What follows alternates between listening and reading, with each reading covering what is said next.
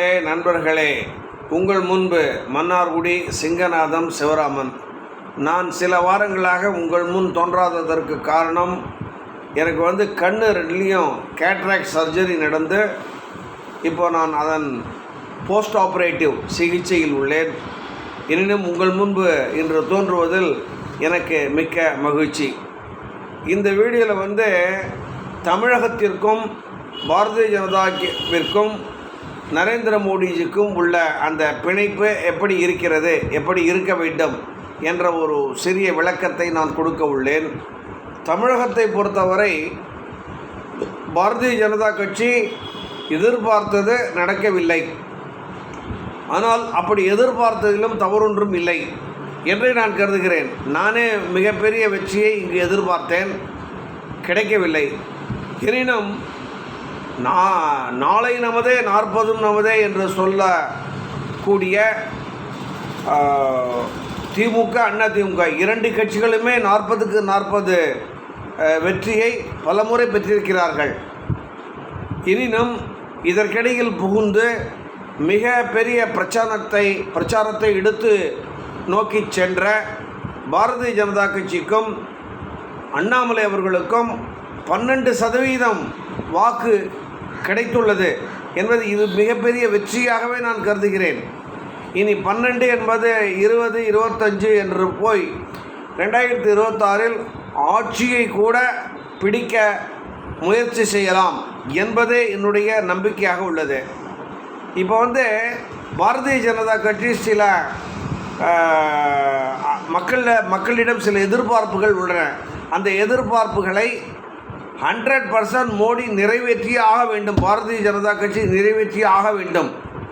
ஒன்றாவது, தமிழக மீனவர்கள் வங்காள விரிகுடாவில் கச்சத்தீவை தாண்டி மீன் பிடிக்க செல்லும்போது எல்லை தாண்டி வருகிறார்கள் என்று கூறி பலமுறை இலங்கை கப்பற்படை இவர்களை கொத்து கொத்தாக கைது செய்வதும், அவர்களது படகுகளை பிடித்து வைத்துக் கொள்வதும், பின்னர் சிறையில் அடைப்பதும், இந்த மாதிரியான செய்திகள் பல வருடங்களாக நடந்து வருகின்றன.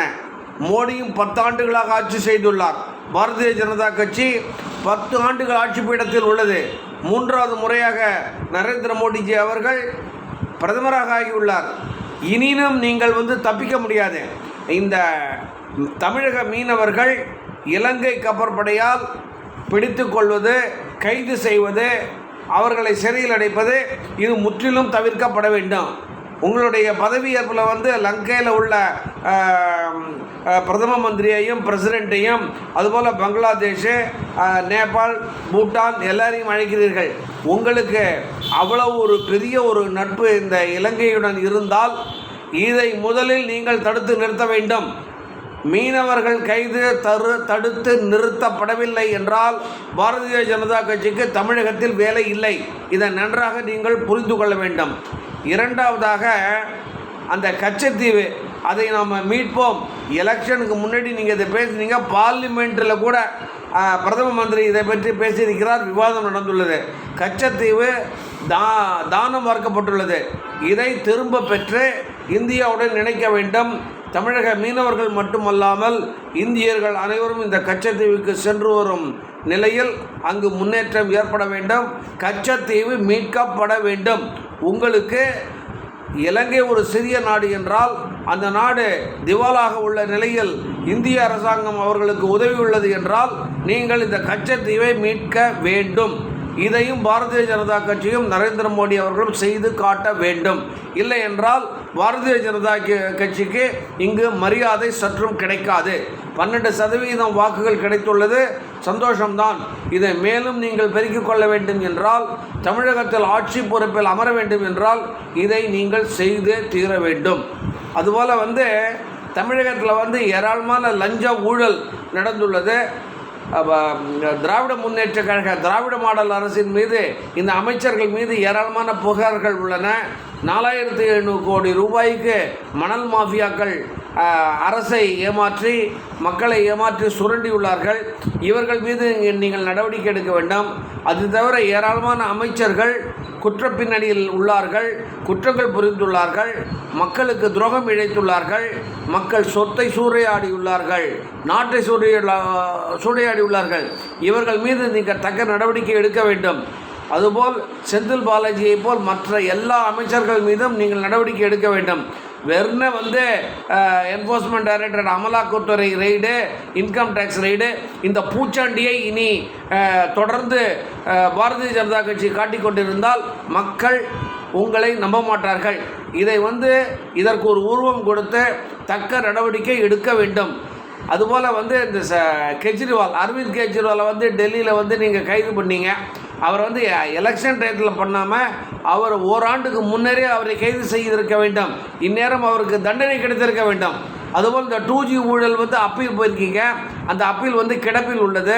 இதன் மீது நடவடிக்கை எடுத்து உச்சநீதிமன்றத்தில், உயர்நீதிமன்றத்தில் இது பற்றி எடுத்துரைத்து இந்த கனிமொழி ராஜா மற்றோருக்கு குற்றம் புரிந்த அனைவர்களுக்கும் தண்டனை பெற்று தர வேண்டும். அப்படி செய்தால் ஒழிய உங்களுக்கு மரியாதை கிடையாது. தனது சுயமரியாதையும் பாஜகவின் கொள்கையையும் நாட்டு நலனையும் விட்டு கொடுக்காமல் உறுதியுடன் செயல்படும் பிரதம மந்திரியைத்தான் மக்கள் எதிர்பார்க்கிறார்கள். அதுபோல் சந்திரபாபு நாயுடு, அந்த நிதிஷ்குமார் இவர்களை எதிர்பார்த்து தான் உங்களது அரசாங்கம் நடக்க வேண்டும் என்ற ஒரு சூழ்நிலையில் உங்களுக்கு தனி மெஜாரிட்டி கிடைக்கவில்லை, என்ற தனி பெரும்பான்மை கிடைக்கவில்லை என்ற நிலையில் உங்களுக்காக ஒரு தனி பெரும்பான்மையை உருவாக்கி கொள்ள நீங்கள் முனையல் வேண்டும். அமித்ஷாவும் நட்டாவும் நீங்களும் முனைய வேண்டும்.